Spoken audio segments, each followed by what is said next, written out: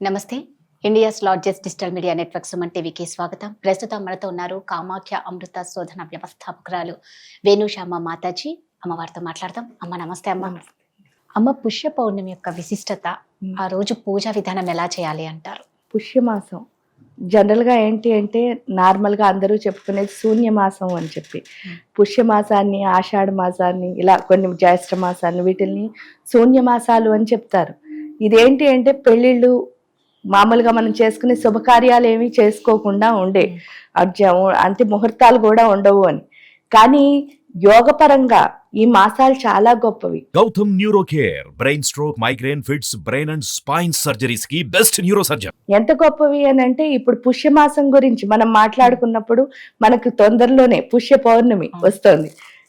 ఈ పౌర్ణమి యొక్క విశిష్టత ఏమిటి అంటే, మనం జనరల్ గా ఏంటి అంటే అన్ని పూజలు కూడా చంద్రమానం ప్రకారమే చేసుకుంటాం. మనకి సంక్రాంతి, మకర సంక్రాంతి, ఈ పుష్యమాసం, ఇవన్నీ ఏంటి అంటే ఉత్తరాయణ మహాకాలంలోకి వచ్చి ఇవన్నీ చేసుకుంటున్నది ఏంటి అంటే సూర్యుడి ప్రకారం చేసుకునేవి. సూర్యుడు చాలా షైన్ గా, అంటే మామూలుగానే చంద్రుడి గురించి మనం చెప్పుకోవాలి అంటే బోళ్ళు కవిత్వాలు, లేదంటే శరత్కాలం చూడండి, ఆ వెన్నెల, అవన్నీ. ఎందుకంటే ఆ చంద్రుడు ఎప్పుడు మన మనస్సుని కంట్రోల్ చేస్తాడు. ఈ మనస్సుని కంట్రోల్ చేయడం వల్ల, అందుకే చంద్రో మనసో జాతః అంటే ఆ మనస్సుని కంట్రోల్ చేయడం వల్లే ఆ తిథులు మారుతున్నప్పుడు ఏమవుతుంది, మన లోపల ఫ్లక్చువేషన్స్ వచ్చేస్తాయి. అంటే ఏంటంటే అందుకే మన థాట్స్ ఎప్పుడు మారిపోతూ ఉంటాయి. చంద్రుడు ఎలా మారుతాడో మన థాట్ అలా మారిపోతుంది. ఈ పౌర్ణమికున్న నార్మల్గా కూడా పౌర్ణమికున్న విశిష్టత ఏంటి అంటే, ఆ 16 కళలు ఉన్న ఏకైక రోజు పౌర్ణమి. అంటే 16 కళలు మళ్ళీ శూన్యంగా అమావాస్యలో కూడా ఉంటాయి. పౌర్ణమిలో ఏంటంటే ఒక వెలుగు అనమాట. ఆ వెలుగు ద్వారా ఏమవుతుంది అంటే మన లోపలున్న ఈ ఫ్లక్చువేషన్స్ అన్ని పోయి కాన్సన్ట్రేషన్ అన్నది వస్తుంది. అంటే ఏకాగ్రత. మనం ఏ పని చేయాలి అన్నా చాలా ఫోకసివ్గా, అంటే ఎంతో ఫోకస్ తో చేస్తేనే ఆ పనులను మనం చేరుకోగలుగుతాం. ఆ కాన్సన్ట్రేషన్ లేకుండా ఏ పని చేసినా కూడా ఉపయోగం లేదు. అంటే మైండ్, బాడీ ఒకే చోట ఉండాలి ఏదైనా పని చేయాలంటే. అందుకే త్రికరణములు అని అంటారు. ఇక్కడ ఈ త్రికరణములలో ఏంటి అంటే చక్కగా, అంటే మనస్సు, బుద్ధి, అంటే మనం చేసే పని, ఆలోచించే మనస్సు, లేదా మన బుద్ధి, మూడు ఒకే రకంగా ఉంటేనే మనం అనుకున్న అన్ని పనుల్లోనూ విజయం సాధించగలం. ఇక్కడ వచ్చేసరికి పుష్యమాసంలో చూడండి, ఉత్తరాయణ మహాకాలం అంటే ఇది పూర్తిగా సూర్యుడి యొక్క మానం. ఈ సూర్యుడు చాలా బ్రైట్ గా ఉంటాడు. ఇలాంటి బ్రైట్నెస్ లో చంద్రుడు ఇంకా బాగా వెలుగుతూ ఉంటాడు అనమాట, తెలియకుండానే. అంటే ఆ తెలియకుండా ఈయనేంటంటే మామూలుగా చల్లనిది చంద్రుడు, సూర్యుడు వచ్చేసరికి వేడి. ఈ రెండు ఎప్పుడైతే కలిసాయో ఆ గోరువెచ్చదనం అన్నది ఏంటి అంటే మనలో ఉన్న ఇంబ్యాలెన్సెస్ అన్నిటినీ తీసేస్తుంది. దానికి తోడు ఈ టైంలో ఏంటి అంటే శివయ్యను కొలుస్తాం. అంటే నటరాజస్వామి జన్మతిథి కింద కూడా మనం చెప్పుకుంటాం. నటరాజస్వామి ఉద్భవించిన రోజు. ఈ ఉద్భవించిన రోజు అవ్వడం వల్ల ఏమవుతుంది అంటే, నటరాజు అంటే శివయ్య మనకి ఎప్పుడు జ్ఞానాన్ని, అందుకే చిదంబర రహస్యం అని చెప్పి చిదంబరంలో నటరాజస్వామిని ఏం చెప్తారు అంటే, అక్కడ అంతా ఏమీ లేదు అని తెలుసుకోవడమే అంతా ఒకటి. అంటే ఏం లేదని తెలుసుకోవడమే శూన్యం కదా, అదే శూన్యమాసం అంటే. అంటే ఏమీ లేదని తెలుసుకోవడమే. మరి సాధన అంతా ఎందుకు చేస్తున్నారు అంటే ఏం లేదని తెలుసుకోవడానికే కదా. ఇక్కడికి వచ్చేసరికి ఏంటంటే ఈ పౌర్ణమి రోజు కనుక మనం చక్కగా చేస్తే ఏమవుతుంది అంటే ఏమీ లేదు అన్నదాన్ని తొందరగా చేరుకుంటాం. అది మామూలుగా ఏంటంటే చక్కగా పీఠాల్లో, ఇళ్లలో అలా చేసుకోవచ్చు. లేదంటే మన ఇంట్లోనే మనం భక్తి శ్రద్ధలతో చేసుకుంటే పర్వాలేదు.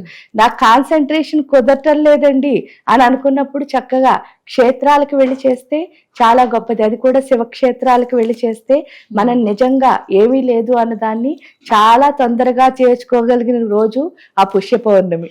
అందుకని పుష్య పౌర్ణమి సాధన ఎప్పుడు చాలా గొప్పది. ఏమీ లేదు అని తెలుసుకోవడానికి చేసే సాధన ఈ పుష్యమి రోజు.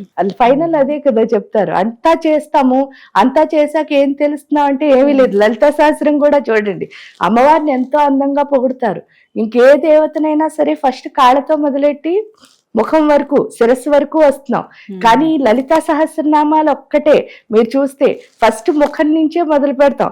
ఏంటంటే ఉద్యద్భాను సహస్రాభ చతుర్భావ సమన్వయ, ఇలా మొత్తం బాడీ అంతా పొగుడుకుంటూ వచ్చిన తర్వాత లాస్ట్ లో ఒకటే చెప్పారట వసిన్యాది వాగ్దేవతలు. ఏమని అంటే సర్వానుల్లంఘ్య శాసన అంటే అర్థం ఏమిటంటే ఇవన్నీ నువ్వని చెప్తున్నావు కానీ ఇవేవి నువ్వు కాదు, నువ్వు వీటన్నిటిని ఉల్లంఘించి ఇంకోలా కూడా మాకు కనిపించచ్చు. అంటే ఏంటి అంటే ఏమీ లేదు, అంతా శూన్యం. అది తెలుసుకోవడానికే ఈ పౌర్ణమికి అసలు ఉపాసన చేస్తారు. అంటే యోగపరంగా చాలా గొప్పది. అందులో ఉత్తరాయణ కాలంలో ఏం చేసినా సరే విశేష ఫలితం అని అంటారు.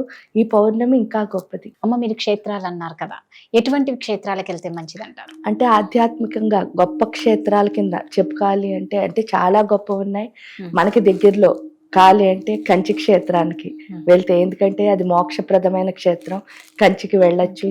లేదా కాశీ, మనం ఉత్తర దేశం వెళ్ళాలి అంటే కాశీ, కామాఖ్య, ఇలా చార్ధామ్, లేకపోతే అయోధ్య, ఇలా మంచి మంచి పుణ్యక్షేత్రాలు, లేకపోతే ముక్తినాథ్, పశుపతినాథ్, ఇలా శివక్షేత్రాలకు వేటికి వెళ్ళినా సరే గొప్ప విశేష ఫలితమే. ఎందుకంటే మనకి జ్ఞానాన్ని ప్రసాదించేదే శివయ్య. కాబట్టి మనం ఎప్పుడైతే ఆయన దగ్గరికి వెళ్తామో ఆయన ఇంకా బాగా, ఎందుకు అన్నిటికంటే గొప్పది ఏమిటి అంటే ఆయన మనకి తండ్రి. జగత పితరం వందే పార్వతీ పరమేశ్వరం అని చెప్పినప్పుడు ఆ పార్వతీ పరమేశ్వర్లే మనకి తల్లి తండ్రి. వాళ్ళకంటే ఇంకెవరు కూడా మనని చాలా దగ్గరగా చేర్చుకునే వాళ్ళు ఉండరట.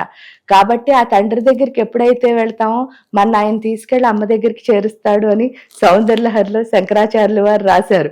కాబట్టి తండ్రి దగ్గరికి వెళ్తే తల్లి దగ్గరికి వెళ్తాం, తల్లి దగ్గరికి వెళ్ళడమే నిజమైన జ్ఞానం. ఎందుకంటే అక్కడికి వెళ్ళాక మనకు అర్థమయ్యేది ఏమిటి అంటే ఏమీ లేదు అంటే మళ్ళీ అందులో కూడా ఉంది.